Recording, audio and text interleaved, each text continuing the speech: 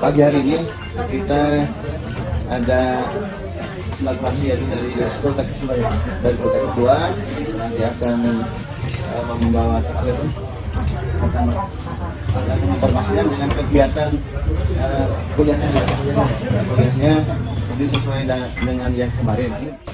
Assalamualaikum warahmatullahi wabarakatuh. Kami dari Poltekkes Kemenkes Jakarta 2 sebenarnya beberapa tahun lalu juga sudah dikirim ke sini ya. Nah, jadi kami sebagai dosen itu dan mahasiswa juga alumni akan mengadakan kegiatan pengabdian masyarakat.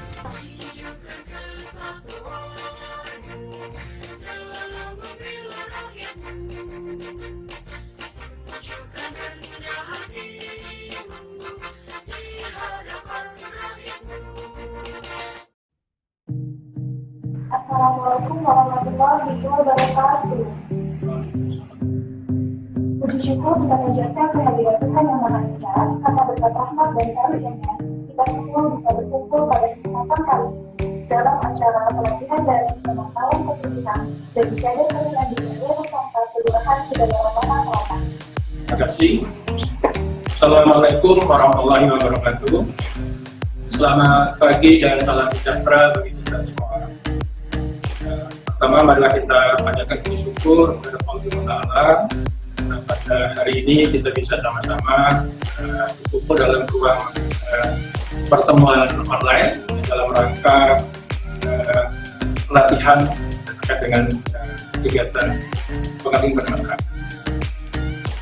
Dan dengan ini maka kita menetapkan bismillahirrahmanirrahim kita buka sama-sama acara pelatihan online ini yang bertema pemantauan pertumbuhan bagi kader di Posyandu RW 04 Kelurahan Kedawatan.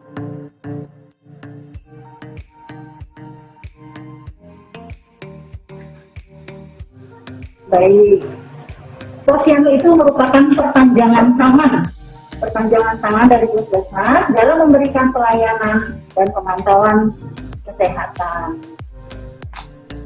Nah, Posyandu ini juga sebagai wadah peran serta masyarakat dalam menyelenggarakan pelayanan kesehatan. Kira-kira di Posyandu ini kegiatan apa saja sih yang biasa kita lakukan? Menimbang bayi berat badan. Mengapa tadi harus ditimbang? Karena untuk memonitor pertumbuhan ya Bu ya. Ketika terjadi Bayi dan anak.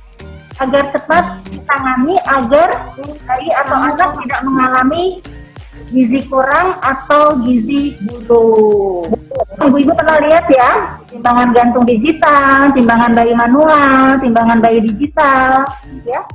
Yang tidak asing bagi kita adalah timbangan dacin.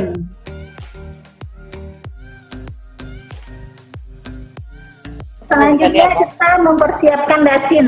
Kita gantung dacin pada tempat yang kokoh. Setelah digantungkan, kita atur posisi atau angka pada batang dacin. Ya, ini harus dijaga dengan mata untuk melakukan penimbangan. Kita meletakkan bandul. Geser pada angka 0. Dan selanjutnya, pastikan bandul geser berada pada angka 0. Lalu setelah itu kita pasang sarung timbang atau celana timbang atau kotak timbang ya, yang kosong pada dacin. Kita seimbangkan dacin ya dengan beban. Biasanya kita beri beban.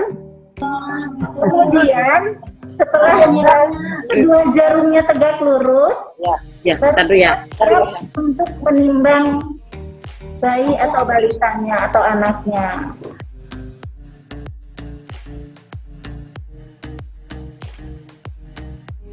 Panjang badan tuh biasanya kita pakai infamometer yang untuk anak di bawah 24 bulan atau yang nggak bisa jalan, belum bisa jalan. Kalau untuk tinggi, kita tuh biasanya menggunakannya ketika anak sudah bisa berdiri. Contoh yang pengukuran tinggi badan ya, kalau anaknya sudah bisa berdiri. Ini jangan lupa nanti boleh minta bantuan, boleh kader atau anak. Ini saya jelaskan lagi, setelah dipasang alat ukurnya sesuai petunjuk yang tadi, jangan lupa alas kaki dilepas, kalau dia punya topi atau hiasan-hiasan di kepala harus dicopot dulu, biar diukurnya bisa tepat dan baik ya. Kemudian asisten atau ibunya boleh berlutut di sebelah kanannya untuk megangin dengkul si anak tersebut ya. Kemudian ini tempatkan kedua kaki si anak secara merata bersamaan di tengah-tengah dan nempel pada ulat ukur. Jadi dia harus nempel Bu, nggak bisa satu depan, satunya bengkok-bengkok, nggak bisa ya. Harus tegak ya. Nanti minta anaknya memandang lurus ke depan, karena kalau dia begini atau agak tunduk atau miring, pasti nanti hasilnya nggak terukur dengan baik ya. Kemudian nanti setelah itu didapatkan angka atau skalanya, dicatat ya Bu ya.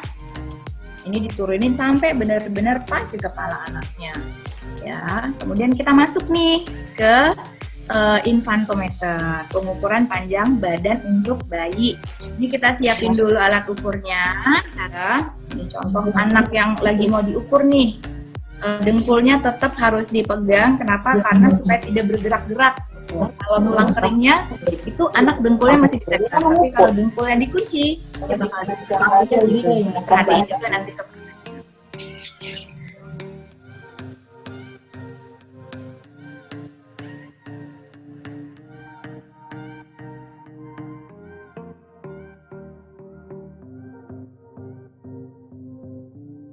memaparkan tentang pemeliharaan alat pemantauan pertumbuhan. Kita akan membicarakan tentang pemeliharaan alat, ya.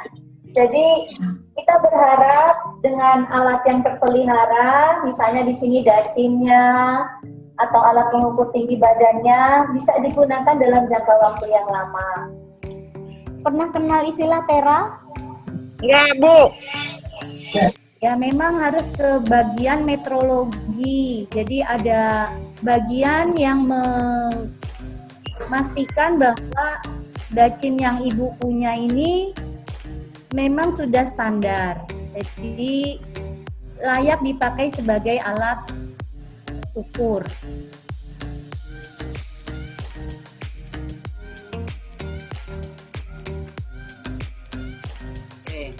Nah, apa itu kartu Menteri Sehat? Nah, di dalam disebut dengan kartu Menteri Sehat itu adalah sebuah kartu. Kalau dulu memang terpisah ya, kartunya itu dilipat gitu ya. Kalau sekarang sudah dimasukkan ke dalam buku KIA. Ya pasti ibu kader tahu betul ya, buku KIA di dalamnya ada KMS. Supaya apa? Dari pengalaman itu seringkali kalau KMS-nya terpisah ya berupa lembaran itu seringkali hilang ya atau sobek. Nah, berikutnya adalah apa sih fungsi KMS? Ternyata KMS itu fungsinya adalah sebagai alat pemantau pertumbuhan anak.